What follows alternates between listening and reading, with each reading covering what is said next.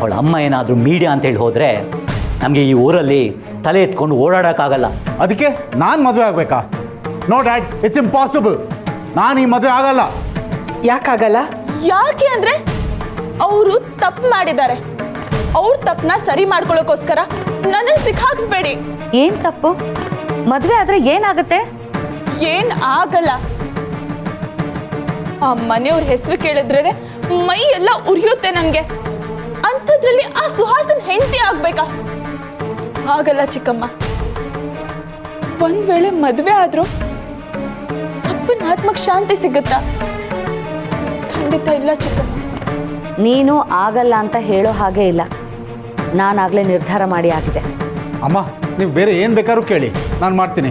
ಆದರೆ ಮದುವೆ ಆಗುವಂತ ಮಾತ್ರ ಹೇಳ್ಬೇಡಿ ಅಮ್ಮ. ನಾನು ಹೇಳ್ತಾ ಇದ್ದೀನಿ, ನೀನು ಒಪ್ಕೊಳ್ಳೇಬೇಕು. ಯಾರು ಹೇಳಿದ್ರು ಅಷ್ಟೇ. ನಾನ್ ಆಗಲ್ಲ ಚಿಕ್ಕಮ್ಮ. ಯಾಕೆ ಆಗಲ್ಲ? ಯಾಕೆ ಅಂದ್ರೆ ನಮ್ಮ ಅಪ್ಪನ್ನ ಕೊಂದವನವನು.